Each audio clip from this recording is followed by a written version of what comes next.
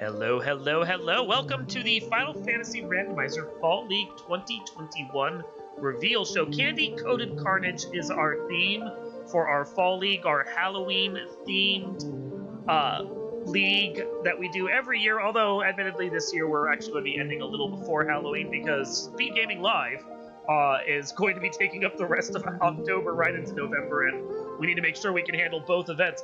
Luffy and Shumbabi are here. Luffy, you are in charge of Speed Gaming Live, and while I don't want to pull too much away from the Fall League yet, I know you're over there running around crazy trying to get stuff ready for that one. Yeah, Bert and I are really working behind the scenes to try to get everything squared away. We're finalizing the rules document the next day or two. I'm hoping to get that posted on Sunday. Flags are already up in the channel, so people can get practicing. It's going to be a heck of a lot of fun. Awesome, awesome. And Shumbabi, our resident mathematician over there, who helped us with the scoring that we'll discuss in a little while. How are you doing over there, Shumbabi? I'm doing well. How is everybody tonight? Chat hype? I just realized I'm sitting in the booth with the co-op champs. Oh, go on. So yes, our Fall League. If you haven't done the Fall League before, if you're new to the community, if you're just tuning in, you're curious what this is all going to be about, it is 4 weeks of open competition, followed up by a week of semifinals for the top 4 teams, and a week of finals for the top 2 teams. That is how we are going to be playing it, and we did it last year, and it worked great, and we're going to go again this year as well. So let's come right over to the information and start discussing what this Fall League is all going to be about. So welcome to the Fall League. As I said right here, our yearly event that pits teams of racers against each other for a chance at glory. So the goal of this Fall League is going to be that the teams have to race against each other. We've got, I think it's up to 14 teams now, guys. Is that right? That sounds right. Yeah, that 14 sounds right. I think at last check, yep. Yep, that's the biggest league that we've ever done so far, so hype for everyone. If my math is right, that's what, 56 players? That is correct. 4 times 14. Thank you. Don't make the artist do math, and then he just did math all on his own. I'm so sorry about that. But as you can see, every week we're going to have a new flag set here. We will go over those in just a little while. 4 days each week, same days, just, same time, same days, following the standard schedule.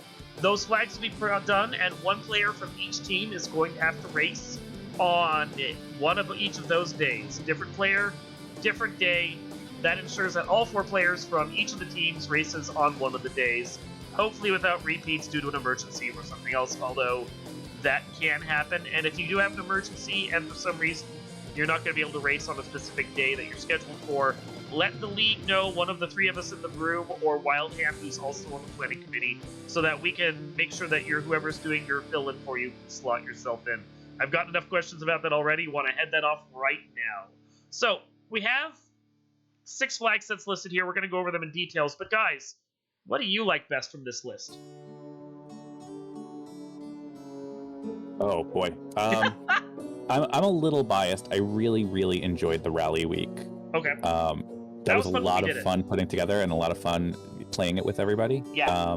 But of the 4 main ones, I suppose this is not going to be a little controversial here, actually.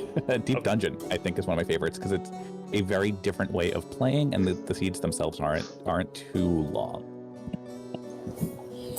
Yeah, I can get behind that. The rally week for the finals, heck of a lot of fun when we play tested that. That was a really good time. Yeah. I like the idea of Floaterless Classic and Oops All Loose. I like opening boxes, and 2 loose is enough to get me opening boxes as well in Floaterless. So, that's always been my problem, but I'll do it till I die. I will admit, I haven't played Oops All Loose yet, primarily because I try not to divert my attention too much away from the flags I need to be focusing on, which is Free Enterprise, but people have sucked me into races of Floaterless and into Deep Dungeon. I gotta say, I made Free Enterprise and I made Floaterless. I like Floaterless better, I think, than Free Enterprise, even though Free Enterprise does the exact goal I was going for, and we will discuss that in just a few. But yeah, Floaterless has my vote. I like the classic feel of it. So, what I want to discuss, and we actually have a video for this because discussing it is very important, this is the scoring system, and Shumbabi is the mastermind behind this devilish little plan here. but once you get into it, it makes a certain amount of sense. I'm going to play the video, and Shoom, if you would like to go over it and help discuss this, it will be appreciated. Sure. So I tried to simplify this as much as possible, but the slide, and if you go back to the VOD, you'll see this pretty easily. So I pulled this directly from a race that we did on Fall League Flags. There were 9 people in it. And the way that we are assigning points now is that we're putting people into bins based on their time. And so the first person on stream here to have finished was Chanigan with 46:19. And because nobody else finished within 1 minute of him, he is in his own bin. Then Papa Dukes and Pickles and Beer will have to finish within 2 minutes to be placed in the same bin here. So that didn't happen, so Papa gets his own bin as well. And then we're going to keep going down through all the runners and comparing. Pickles and Beer sets a threshold at 54 minutes and 6 seconds, so now Gregley has 4 minutes to wind up in Pickles' bin. I would have also had 4 minutes there, but didn't quite make it, so I set the next bin up, and now we have 8 minutes to all bin together. And so this just goes on exponentially up until 16-minute bins, and then in the very last bin, as long as you finish the race, you do get 4 points. You are put automatically into bin 6. If you are disqualified or you do not finish the race for whatever reason, a forfeit or you have to leave, you don't get any points for that night. And then we're going to be summing up each of these point totals over the 4 days in a given week for your point total for the week. That is correct. It is a cumulative score for all of the players that's going to be in it. So we'll showcase this in a little bit with the next slides as we go over the teams. But if we have 4 players, player A, player B, player C, and player D. Each one of them races one of the days. They each get a score. Those scores are totaled up, and at the end of the week, that's their final score. Plus, there are some bonus points to be had during the week for volunteering. Each team is entitled up to 7 points across the 4 weeks for volunteering. There's a weekly score of, I think it's written right here. Look at that. Fastest time overall during the week is 3 points. So whoever on the flag set scores the quickest, they will get 3 points. That's obviously on the ones where we actually have a single player racing each one. The rally week, which is a 4x4 co-op one, will not have that bonus, nor will it have the lowest levels or the volunteering points. And then there is also the 2 points assigned for taking the lowest level party into Chaos or the final boss. And that is going to be the highest level of whatever your highest level character is. So if you go in there with a party that's levels 8, 7, 3, and 23, your lowest level is 23. So your 23 is going to get compared to other people's parties to see what level is the lowest that actually made it through the flag set for the week. So those are the scores that we have. Essentially, that means there's 15 points on the table for a first placer if they also do it with a low level and the fastest score. So we will see how these bonus points go out. It'll be interesting to find out. So, guys, you got any other thoughts on scoring before we move on?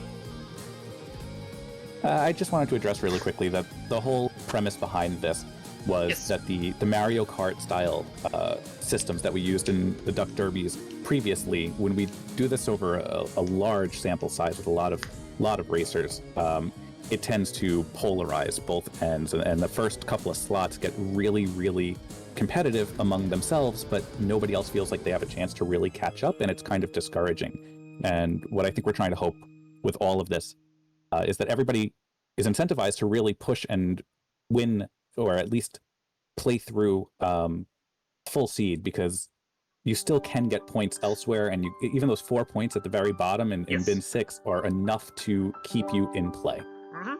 That is the nice thing, and it's actually something that I really like, is the fact that you can have a horrible race, which is my classic way of playing, and you can still get almost half as many points as first place. First place, obviously, if one team manages to get a couple firsts in a couple seconds, they're going to have a pretty solid lead over a team that only scores in bin 6 the entire week. But they're not out of the running, and they have a chance in the next weeks to score better and do better. So it's I like the bin system for this because, yeah, you are correct. Someone gets a couple wins in the Mario Kart score, especially with a field of like 12 players. That's a huge lead that's really hard to get over. This, with the bin system, isn't necessarily. So Darkmoon, just before we advance Yes. again, there were some questions in chat, and I just want to Yes. make sure that either it was a typo or not. What?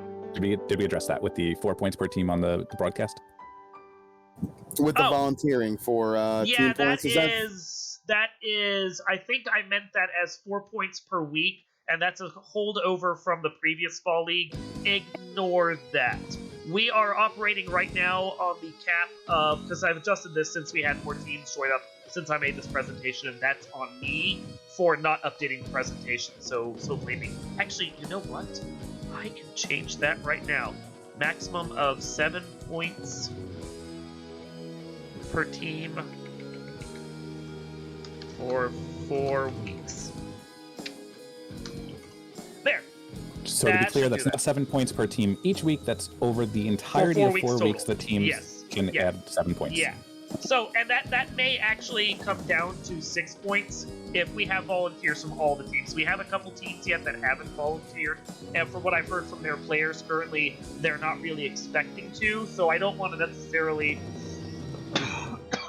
penalize the teams that are actually wanting to volunteer. I'm keeping it at 7 right now, but if everyone decides to volunteer, I may have to bump that down to 6 points per team right now. I'm playing it a little safe right now just to see what people are, because we want to incentivize volunteering, but I also want to make sure that everyone can get a fair share if they're actually interested in. The math of it right now with the number of slots we have and the number of teams we have available comes out to 6.5 points per team. So 6 is the more likely outcome, 7 is what we have right now, but if I have to bump some people and put some teams, some other players in for volunteering, that's basically where we're at. So 7 points total right now. and it's for 4 weeks because we can still have volunteering points in the last week of regular play, which is the semifinals. Those 4 teams that make it in will get their share of volunteer points as well. So, yeah. So, next. Moving on. Let us meet the teams. As we just alluded to, and I need to update this. I did put their slide in, I just forgot that the slide existed right here.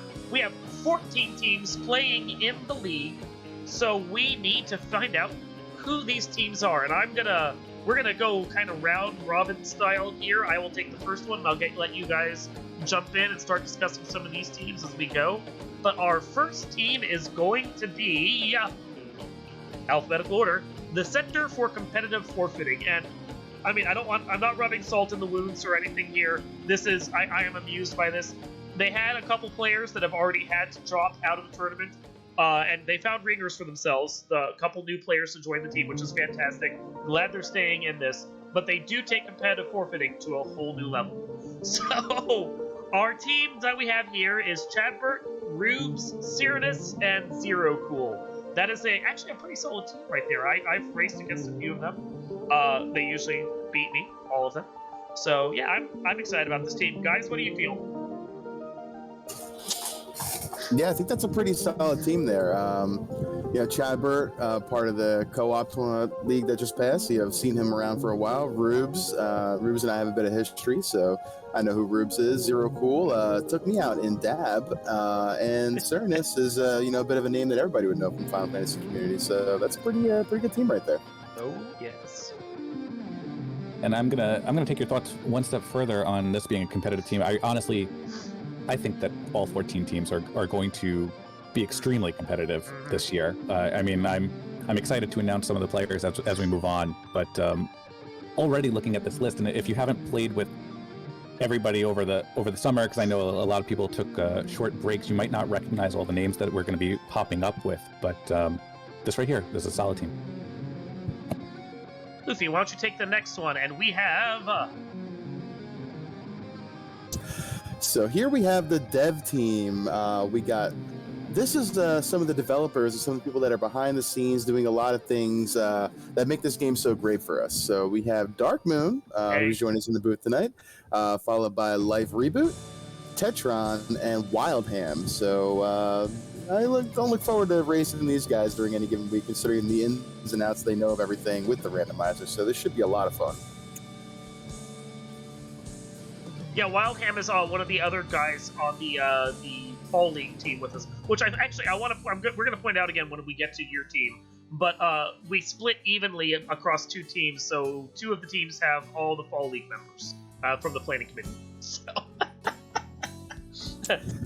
that was not by design; it just kind of worked out. It just worked out that way. It was great, yeah. No, I'm excited for this one. I think everyone on my team is very self-effacing. We all suck. We're not going to score well. But a couple of the races I did where I looked at the scores for us, I mean, I'm solidly bin 3, bin 4, which is still decent points. I think this one could be competitive. I'm looking forward to it. Shoom, take the next one for us.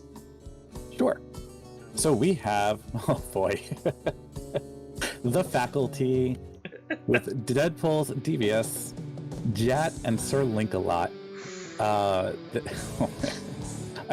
is no way that you don't know at least, I don't know, maybe 4 out of 4 of these names, because they will be people to beat in this tournament, and always a lot of fun to play with them. Loved hanging out, spying on their Fall League practice the other day. But yeah, all around good people. I don't know that I would trust them as faculty. It looks like Devious is drinking over by a dumpster fire. This seems not so good. But oddly suspicious. I don't think he started that fire either. Yeah, probably the Canadian mage over in the corner. But yeah, solid team. Looking forward to playing all of them.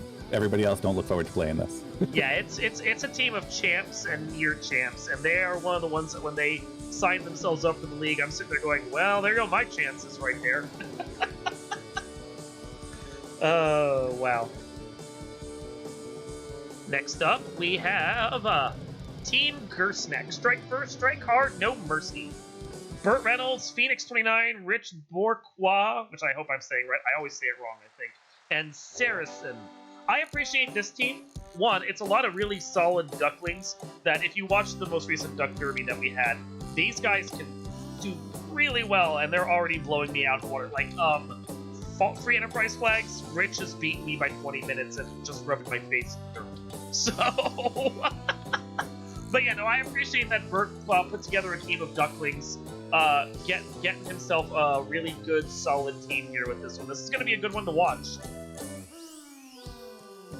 Yeah, I agree. Bert really was one of the first people to kind of grab some of these ducks and put a team together. So, mad respect to him for, reaching out to the newer players and getting them going in a tournament. And they're going to have a lot of fun. I worked with Bert last year in Fall League, and he was really a lot of fun to work with. So they'll be good.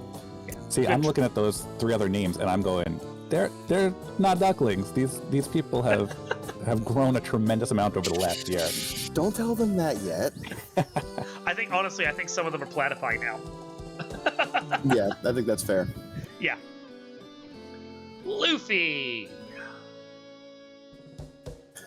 All right, well, here we have the team. Results may vary. See your doctor if any seed lasts longer than 4+ hours. We have Carry On My Wayward Sons, which consists of Chanigan, Shumbabi, Velik, and myself. This was a team we came up with pretty much in the midst of co-op. Shum and I were talking about Fall League, not to look ahead, but we were excited. And we feel like we can be kind of competitive. We'll see how it goes. This'll throwing some shade at you for the team name you guys picked. I mean, we threw a whole bunch around. I feel like I strong-armed on this one, but we were running out of ideas and time. I like your guys' team name. It makes me giggle every time I read it. So we were kicking around quite a few ideas of team name, and I'm a Kansas fan, so I like classic rock. I can vibe with this. I'm good. Hey, this song is hella fun to play in Guitar Hero. So yeah, confirmed for sure. Shoom Bobby, take on. Oh yeah, what are you making me announce these because I'm scared of every name that pops up? I'm just going round robin here. This is all it is. Being perfectly fair. Oh, the keyboard cats. You know, I was actually just thinking about Keyboard Cat the other day, that little musical ditty that the Keyboard Cat used to do. But here we have Crab Cakes, Metagloria, Spellzap, and Zenobian. I don't know that there's much to say. No. The Keyboard Cats, ostensibly, they're named because they play on keyboard. Mm-hmm. And somehow destroy us consistently by doing so.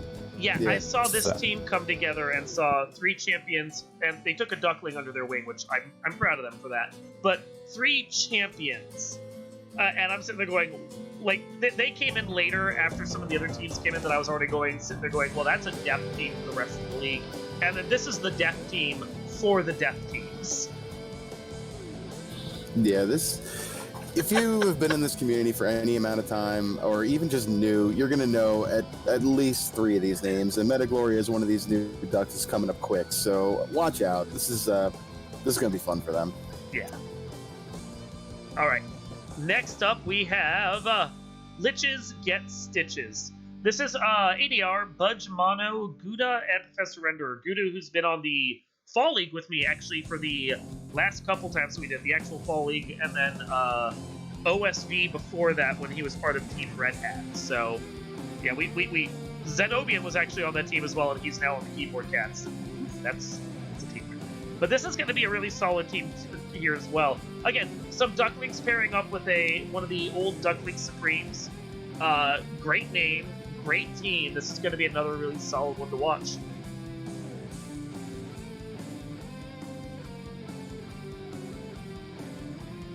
Without any other comment, Luffy, you got next, and that will be... So here we have the Melman chapter of the Movement for Undead Rights, aka Fresh Start Club of Melman.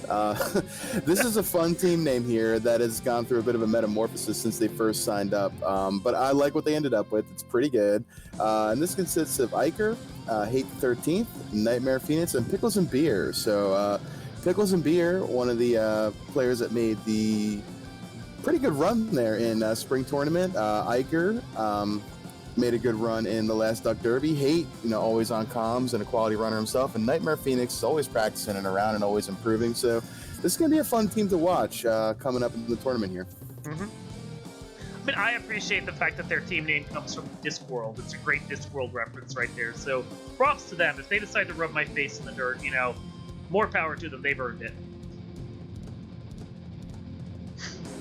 Shoon, Bobby, you've got next. Hopefully it's not yet another death team that you can be afraid of. Sorry. And of course it is. So here we have the Unrack Fish and Game Commission, Protectors of Wildlife, Defenders of Nature. Oh, they have a new logo. Ranger Boys. It didn't pull it in. Hold on, let me grab their new logo. For whatever reason, I updated it, and then my PowerPoint is stupid and decided not to update it. Keep talking. So here we have Demon RHK, Guardian Marcus, Papa Dukes, and Sony Wrath 11. At least 2 of those names I know from Duck Derbies. Demon I've done comms with and played around with. Very strong also. Sony, consistent player as well.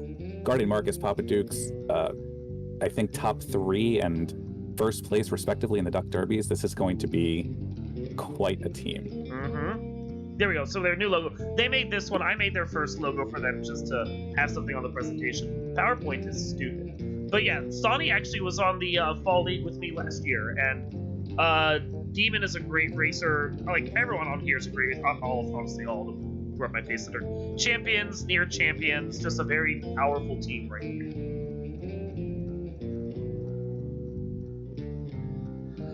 I have next, and if you want to talk about Death Team, I got the one to talk about, and that is going to be Team Cake and Brack, the Fall League champions from last year. Ale, Dangwoo, Greglypuff, and Thunder.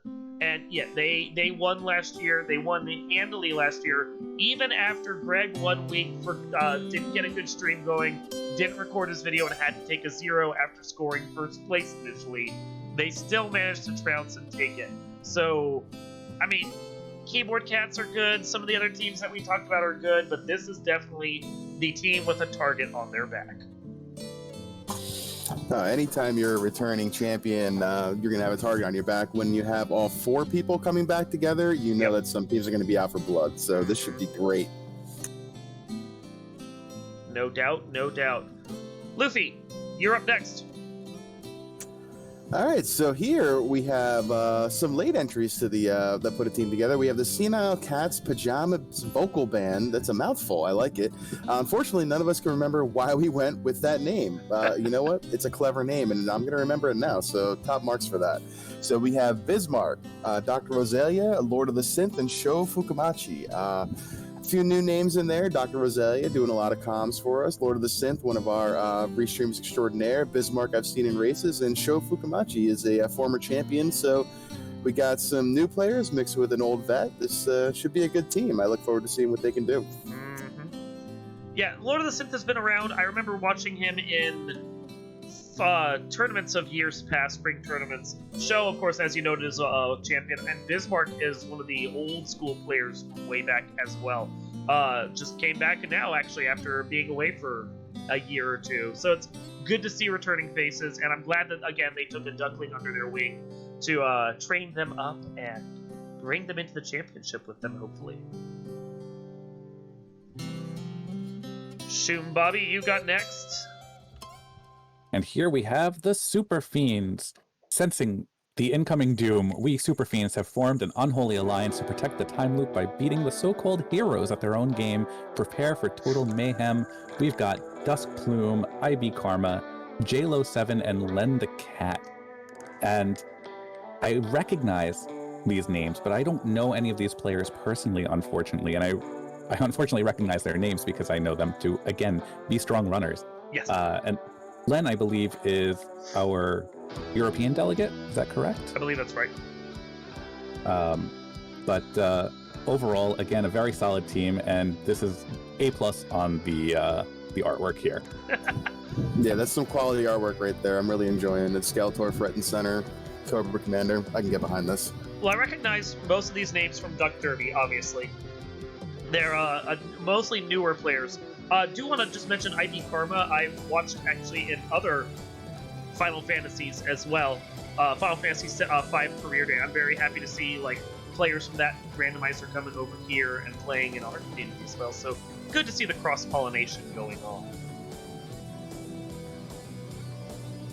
Next up, we have Team Cheese Fries. Another returning team, although I believe they've had to get one replacement player due to a dropout, scheduling conflicts right there. Cheesinator, Fry Teeth, Ganon's Gone Wild, and Rock Solid. Good to see them returning. Good to see they've pulled in Rock Solid to be as their replacement player and help, Platypus that we have here who's been around for a couple derbies. Gonna be a good team, and they were in top 4 last year, or I'm sorry, top 5. They just barely didn't make it top 4. So I'm sure they're out for cheese or blood or whatever it is they're out for.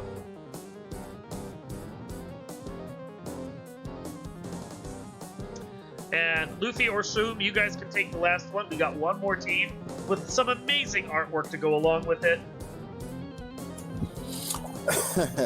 I'll take this one. We got some players on here that are near and dear to my heart. So we have the Trash Island Fire Department making their return to another co-op tournament. The Trash Island Fire Department has returned this year to participate in the fall festivities. After all, what fall is complete without a parade, and what a parade is complete without the most powerful marching band to ever assemble. So we have leading the marching band, Lord Fizzlebeef, followed up by Demon Frog, Danny 3883, resident tracker and extraordinaire, and Jay Scheidel, another one of our fantastic restreamers. So this team, I'm biased because not only do I love the art, but I love these players because we play a lot together. So I'm going to be very excited to see how they do coming up in this tournament. Fizzlebeef has been, a great mentor for me at times. Danny is introducing me to a lot of people in this community. Demon and I have talked quite a bit and kick theory around. And Jay Scheidel is just an overall great guy to chat with. So this team, full of great people, full of great runners, they're going to be scary. Oh, yes, indeed. Great to have this team returning, and they usually score really well in the terms. I think they were in top 4 last year. So again, another solid team to watch for. So, what we have next is discussion of the flags themselves. I'm going to handle these first two because I made these. But feel free, guys, to chime in and add your thoughts as you would like. Free Enterprise is our week 1, and it has proven to be a little more contentious than I was initially expecting. Reasons for that, though. The flag set as it is created is designed to emulate the feel of other open-world randomizers. Final Fantasy IV Free Enterprise, where it gets sustained.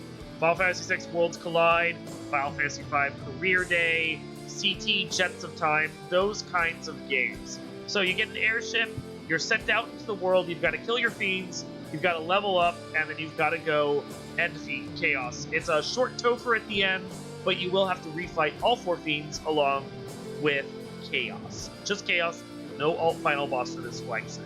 Some of the things to note that are important is, yes, the airship. There are also no random encounters. There is going to be some decent gear in the shops, so make sure you check your shops. And most importantly, alternate fiends are on, and they will be fairly buff and brawny. So when you go in to take on a fiend, make sure you're prepared. Guys, thoughts? I like this flag set. I'm a fan of the free airship that gets you going all over the place pretty early. I do got to say it is merciful with the chaos, but not all final boss. So yes. I can appreciate that, because if you had an all final boss in there, that could have gotten pretty nasty. But overall, it's been fun with the practices. It should be a good week. It really makes you consider. It seems at first glance that there's one approach to this, and everybody's been saying, just take a black belt and we finish the seed. But what happens when we don't get one, right? And there's a lot of variation that we can do, and some really high-level decisions for having no encounters and obvious key items. So, like, I'm excited to see where these go, because I'm sure that we can span quite a few bins on Free Enterprise Week. Yeah, and that's something that you've pointed out that I touch upon, is the fact that you only get 2 characters at the start. They're random and they're forced. And yes, that does mean you can get 2 thieves or even 2 white mages. And I've played a couple that are like that. They are interesting. And then there are going to be 3 characters gated behind key item turn-ins, which does include Sarda's area, which means you have to kill the vampire to get his gated character. And there are going to be 4 characters gated by the fiend ones themselves. You have to kill the fiend to get the character. Duplicates are on, so there's no guarantee that every character is going to show up, every class is going to show up. You gotta pick and choose what you're going to do, and it's a puzzle as to how the seed lays out. So how you get through it is the real trick of it. Like, by the end of it, yes, power grind, get ready, go. But those first 20-30 minutes, that's where the race really happens. Following that, on week 2, we've got Floaterless Classic. This is the other one that I devised. It's based in part on the Sail the High Seas that we had for 2019 spring tournament, combined with the also we had for another spring tournament the Captain and Squabby that walks the deck. So what's going to happen, and we actually do need to roll these right now. What's going to happen is we will have a captain each week, and Luffy or Shumbabi, can one of you guys write this down for me as we roll these? Sure. Thank you. Not each week, each day. So, one person is going to be the captain. This will be a forced character. Yeah, we're rolling them now so that you guys can actually practice what the 4 parties are going to do. But you're going to have one character that's the captain. It will be forced into your party, and you will have to take him. And then the Squabby is going to be forced to walk the plank, and his class for that day is banned. So, for instance, if you get a banned Black Mage, no Black Mages are going to be in your party whatsoever. So, let's roll these. I'm going to roll a 1d6, and of course that is going to be Fighter, Thief, Black Belt, Red Mage, White Mage, Black Mage. So, rolling our d12, if I can ever type. 1d6. Our first captain for the very first day of the week is a fighter, and the banned class that week is not a fighter, is going to be the black belt. So, no black belt on the first game. Second day, we are looking at a captain, of a fighter again. Can you not roll ones, please? Apparently not. And then the band class on the second day, to go with that captain, is a red mage. Third day is going to be a forced black belt with a band white mage. And finally, for the fourth day, looking at a forced black belt again with a band red mage. So those were actually fairly kind, everyone. Could have been a lot worse. You're going to get your black mages. It's going to be fairly good. Not too terrible. We got people writing it down. Thank you, and I'm sure Luffy or Shum, one of you guys wrote it down for me as well. So we got that. Fairly kind. Forced fighters, forced black belts. Going to let you guys be able to practice these and figure out what you want to do. And so yeah, the key things of Floaterless Classic, and I want to touch upon this right now.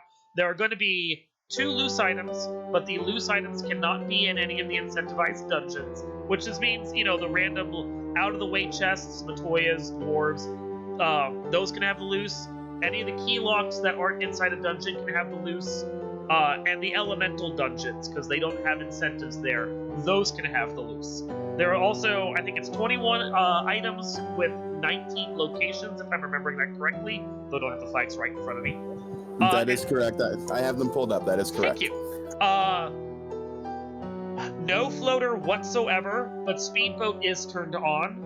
That means the Cardia location with the dock and the horde is turned on, and the Gaia Mountain Pass and the Lufane River Dock, those are turned on. So the entire world can be explored with the floater, or not without the floater. You just need to find your access to it and get out on the open sea.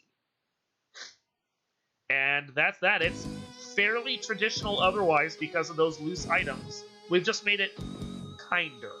And definitely as far as scaling is concerned, this flag set is not as mean as Free Enterprise is, because we made that one just a little challenging. So with that, I'm going to pass the reins off to the rest of you, because I didn't make the next 4.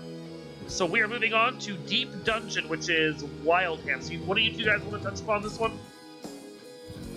Luca, why don't you take these 2? Sure thing. I can do that. No.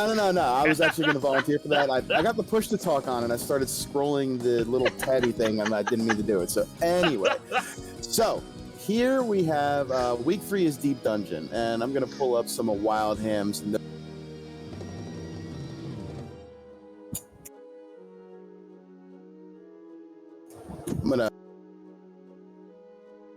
Okay, so anyway, the push to talk is not really working very well for me right now, so I'm not going to pull up Wild Hand's notes, but if someone else can pull them up for me, I'll get them. Don't worry. I'd appreciate it. Yeah, not a problem. I'll get those set up for you. So you start talking, I'll bring them in. Gotcha. So Deep Dungeon, what if Final Fantasy all happened in a single dungeon? That's the question posed and answered by Deep Dungeon. This is a play on the concept of the ancient cave cramming the entire game into a dungeon at Canaria Castle. Scale the dungeon, find the other towns, and then meet chaos at the end for the sake of all humanity. So these flag sets are interesting. I've played a couple of these, have not been very successful in all of them, so I'm going to be really relying on my teammates that week to kind of get me squared away and get me going. My understanding is you really just get down to the bottom of the dungeon, find chaos, and go as fast as you can. Mm-hmm. There's going to be trap chests. Warmech is going to be guarding a massa if you want to come across that. Looks like we got the scaling pretty kind, I think, across the board, 50% to 200%, so nothing out of control. Encounter rate, pretty fair, 0.6 and 0.4. Pretty good here. You're going to be getting 20% per key item added in once you find one. So your experience is going to come pretty fast once you start finding some key items there. And I believe in Deep Dungeon there is also no trap tiles, so you'll be getting your experience through trap chests and through random encounters along the way. So this should be an interesting week. You're going to be starting off with a choice character and then a forced character and a couple of forced nuns in here. So You got some characters. That's it. You have nobody gated by fiends or anything. You have recruitment at taverns, though, and you only replace nuns. So you're going to have to really do a good job kind of thinking who you want to replace and kind of building your party depending on what you come across. So it's going to lead to some interesting decisions, I think. Yeah, it's interesting. We have people in chat discussing the Deep Dungeon right now, which some people have taken to calling Tall Tower. Because, yes, you do scale upwards, not downwards. It's just the way it's constructed. But if you haven't played an Ancient Cave before, this is something that a lot of other randomizers have, and I'm really happy that the devs brought this in. Pink Puff donated it, and I know the other devs are going to be working on it soon. It essentially creates the entire game in a single dungeon, and you have to. There's no other locations to go. You're just exploring this dungeon. That's the Ancient Cave, and everything you get in it, the items, the gear, everything you pick up, that's what you carry forth. Your teammates. You're one dungeon to do it all. I've run one of these so far because again, I want to try and stay a little focused on the early week flags. But it is actually surprisingly, it can be surprisingly kind in the late game. I find that the early game is really where the ramp up happens because you're weak and the enemies are strong and they will have skills and spells that will kill you. So if your magic rolls bad in the early game, it can be a struggle to get going. But once you get going, I find that the end game really isn't the bad part of this. It's all in the early game. Notes from Wildham are save on death. So when you die, don't reset if you did any progress because all of that will be saved when you die. As you touched upon, the nuns are going to gain XP. So, fill your party. If you want to funnel EXP, you got to kill them first. But, of course, you can only hire over nuns, so if you fill your party and find a character later you want, you're not going to be able to take them. Everything is going to be runnable, but you will have to fight Bahamut, and the gear at the early levels... I believe that was actually taken off. Was it? That part of his notes, but thank you, that's right. He did remove that because that was hard to deal with. And the thing is, he has open chests to go deeper for the mantra. The early chests aren't going to be that great. Once you get a small pool of money, you might be better off skipping some of the early chests. So, other thoughts?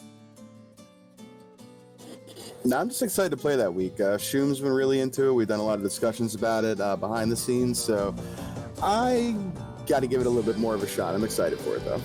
Oh, and we're getting that you do still have to fight Bahamut. He's just not buffed. So instead of being I think Tiamat level, he's more like an RA Kilo now. I think. So. Yeah, that makes sense. Yeah. Oops, all loose. All right, so these are the flags that I created here, and I got a problem, and it's opening boxes, and I figured, you know what, if I'm opening boxes, you should open boxes, because not only are you opening boxes looking for gear and looking for stuff, you're going to have to find shards, and I know people hate them, but you know what, I like it, so you're playing it. So here we go. 28 shards you got to find, so I was a little kind there. There has been some revisions to these as we got a little bit closer. I took some feedback by some of the members of the community, some of the veterans, and maybe I should have listened to Fizzle because he hates Shard Hunt. But anyway, I got some suggestions from them on what to do. So you're going to be getting XP through orbs through shards this time, not through items. So my initial thought was if you're going to be opening a lot of boxes, you'll come across items, you'll get XP pretty quick. But shards seemed like it was more of a better idea since you're getting that anyway as you go through the game.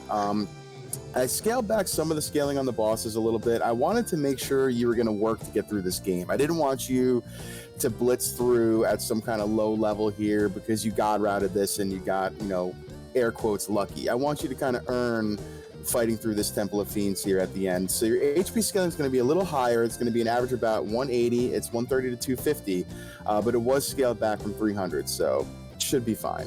No incentive locations. Good luck finding stuff. They're out there in the world somewhere.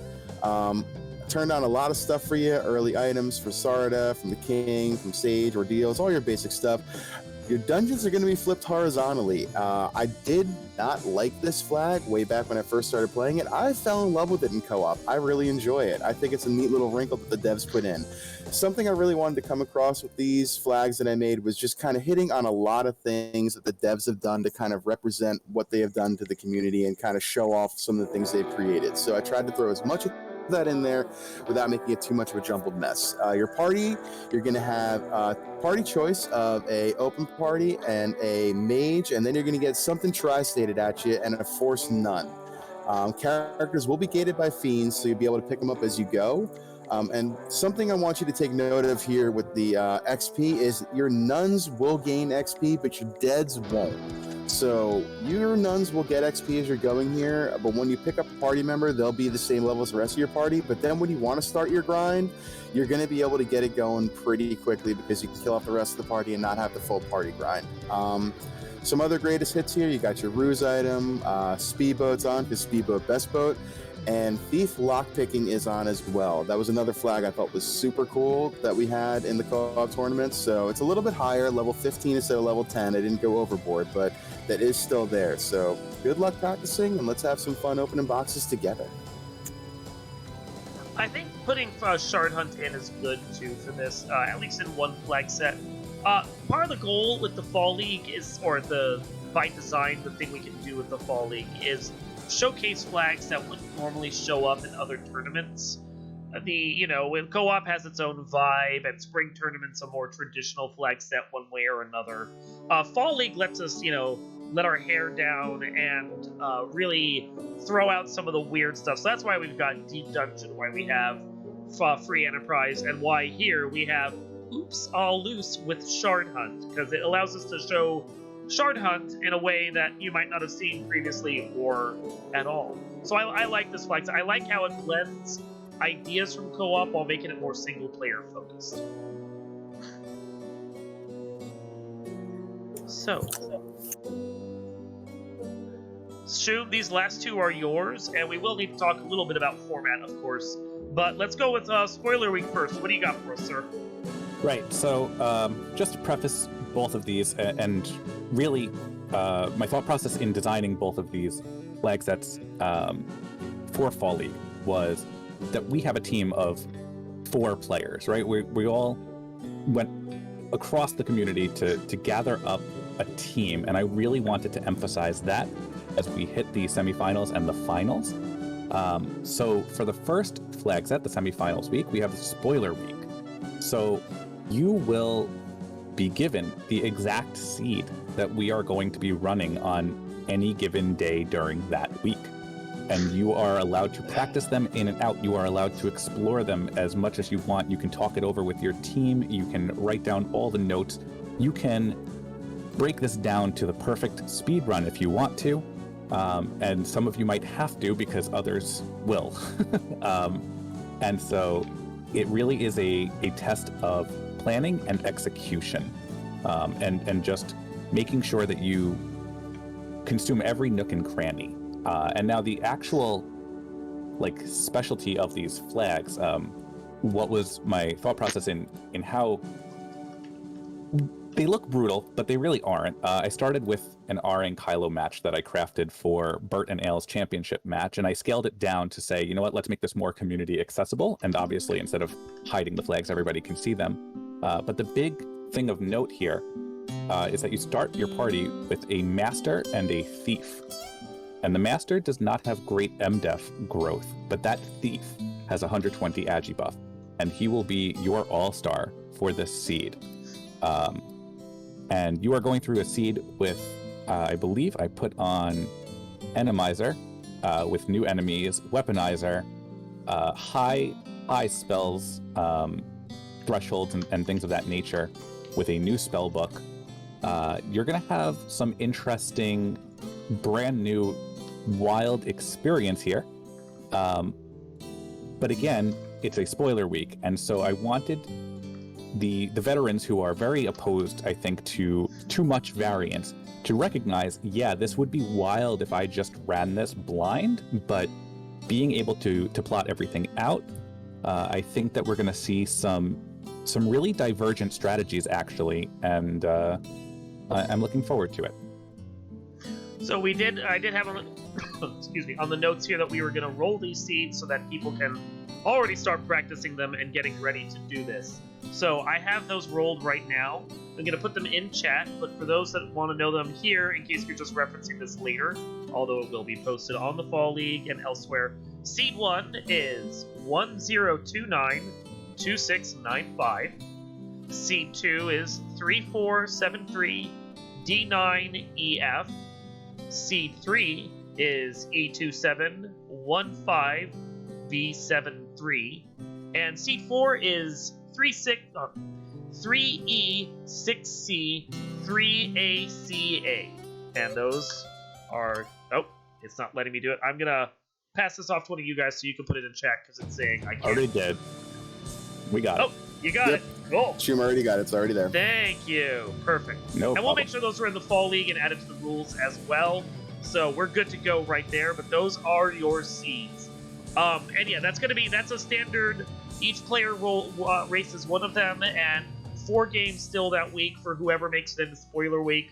And that's going to be a lot of fun. I'm looking forward to watching that one because, as people in chat pointed out, we have done a couple of smaller things where spoilers were allowed, but it hasn't really been in a big event like this before.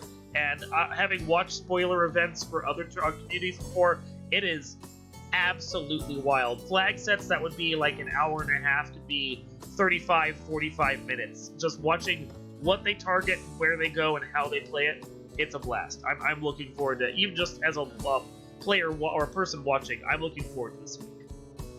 So, as Hate just pointed out in chat, and I would like to address, I intentionally do not keep retained permissions on, despite the Red Mage issue with that, because you will have the opportunity to pull the Red Mage, see what they can learn, see what the bonuses and malices are, and there's a lot of items that we can be finding that it might still incentivize you to take that character. So last thing I want to point out on this flag set is there is a combination chance between oops, there's an extra loose item, and oops, there's 2 dud items based on the randomness of the items and location. So you're really going to want to scout those out.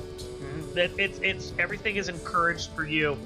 Looking at the spoiler log, looking at the game, playing it a few times, seeing where things lay out, and then figuring out your optimal route right there. We don't expect, like, your actual play may be 45 minutes, but we're expecting you're probably going to spend a few hours figuring this one out beforehand.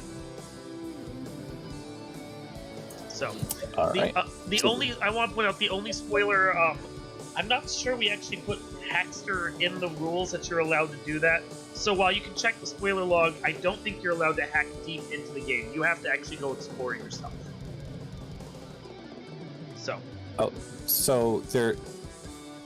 are we selecting the spoiler log checkbox? Should have been. I thought it was on. If it's not on, we should make sure it is turned on. Yeah, it is not on. It's going to change some of the flags when we do that.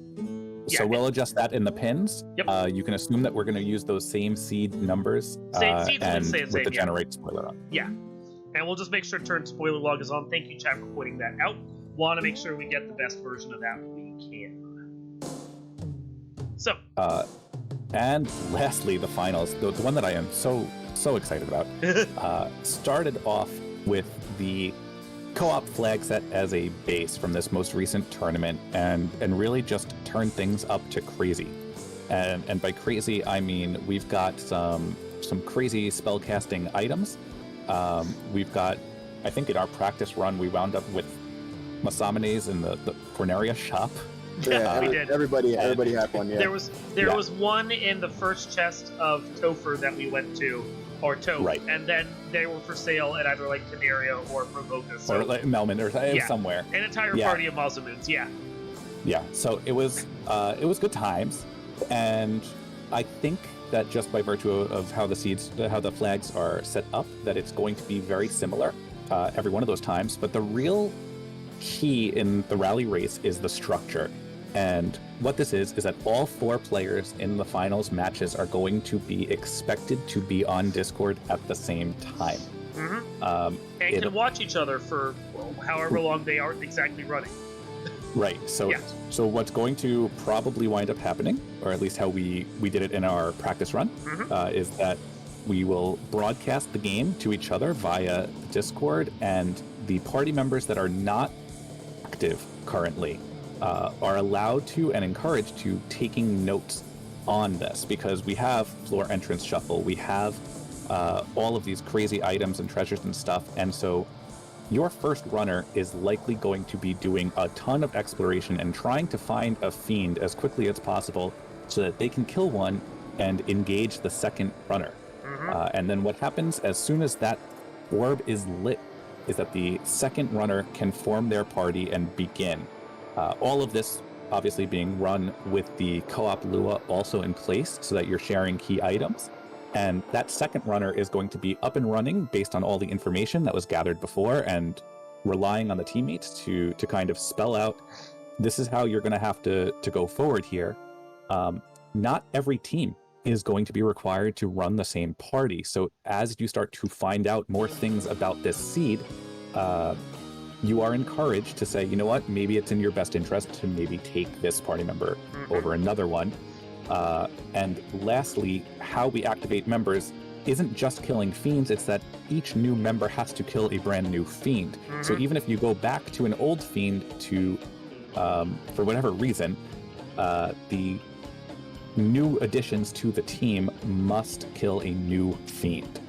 So as we put it in the rules, let's say player A kills Lich. If player B, who then goes back and kills Lich as well, that doesn't light a new orb, so player C doesn't get to start at that point. Player B has to kill one of the other 3 fiends that's still standing for them to actually count. And so despite these being final seeds, I'm hoping that people will want to play it as semifinals and finals kick off, and then we can just get some pretty big exhibition matches going, because if nothing else, these are, I think, personally, I had a lot of fun with them. So I'm hoping that when we get there, we will see some incredibly difficult to track and follow and commentate races, but high energy, very reasonably quick seeds. So it should be high octane finish as we go into SGL territory. Yeah, it's gonna be a lot of fun. As you pointed out, some of the things that we discovered while we were playing it that we really liked was like, someone finds Fade at this level, and the other team members are like, oh, I'm gonna re-roll right now before we go, and I'm gonna go take a white mage in my party, so we're set to roll for that.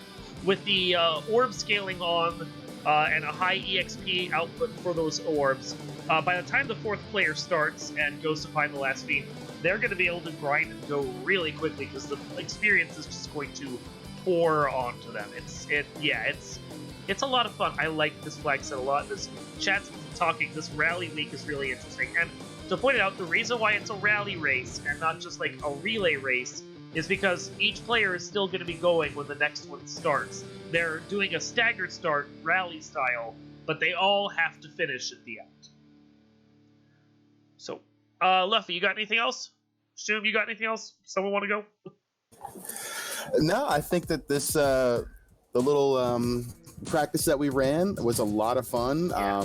The seed seems like a bit of a slog at first just because of some of the scaling, but once that last player gets in there, it is fast. So you guys are gonna have some fun with it. Yeah, I think I was on notes duty for like the other three of us that were playing, and like my game was 20 minutes, whereas I think the overall time was 1:15. Yeah, something around there. Yeah, but it was enjoyable. I like being able to take notes and see what you guys were doing and plan my route. It's kind of spoiler week, but mixed with co-op in a way, because it's just a lot of fun the way that it lays out. So, we are going to be doing one more thing, and I'm going to open this up in just a couple. We are going to have a predictions channel. Now, in the past, we've done predictions on challenge, but this is not the kind of tournament that will actually have a challenge with it, because it's just scorekeeping and then top 4 players move on, and that's that. So instead, we are going to open up in the next hour a spoiler. It says new channel is now open, but I gotta go open it first. A predictions channel, and you're going to be doing predictions for a couple different things. You'll be doing predictions 1 on who you think right now the overall winners are going to be, first, second, and third in the tournament. And then you're going to be doing wagers on who you think is going to be first, second, and third on the week. And we'll do predictions each week. So you'll get points if you're correct on first, on second, on third. And you'll also get a small portion of points if you don't score on any of those, but you do get one of your predictions right as far as them being in the top 3 at all. So I think I have it like 30, 20, 10 for first, second, third, and then 5 points for the week if you at least get someone in the top 3. Do your predictions for the overall this week and for this week, and keep up with your predictions each week. And then the winner is going to get a prize.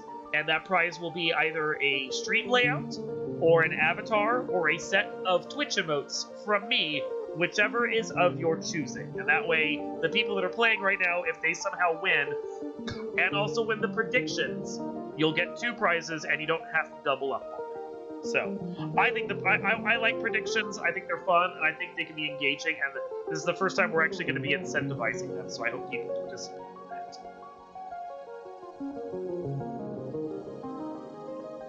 You guys got any other thoughts before we wrap this up? No, I think we got everything out there. The flags have been out for a couple weeks. People have been able to practice, and let's have some fun. This is always a great tournament. There's a lot of camaraderie. 14 teams is huge. So let's do it. It's going to be great. Yep, just looking forward to getting started, seeing everybody in those race rooms. And most of all, I just hope everyone is having a good time playing the Rando. This is a great time to come together with your team, great time to meet some people, perhaps with 56 players on the field. Just have fun, enjoy the fall, and I'll see you around. Yeah, fall league time is the best time. It's the reason why I volunteered to immediately head this up this year, because I really enjoy fall league. I like the wildness that the flags can do. I like how it's just such a variety of things, and it's cool to see so many players come together and do this. Our field here at 56 players is getting up there towards spring tournament numbers for a number of players participating. That's just great to see, and I really like it. So yeah, guys, it's the fall league. Fall league is now official. We're going. So hopefully everyone's on board with this. Hopefully this is hype for everyone that's going to be here. It's going to be great next 6 weeks of this, and of course keep an eye out for Speed Gaming Live qualifiers are going to be running in and around this as well, because we got to ramp up for Speed Gaming Live while we're at this. But yeah, 6 weeks of great mayhem, everyone. Let's have ourselves a fantastic fall league. And yeah, I think with that, yeah. Everyone have a good evening. We will get predictions open soon.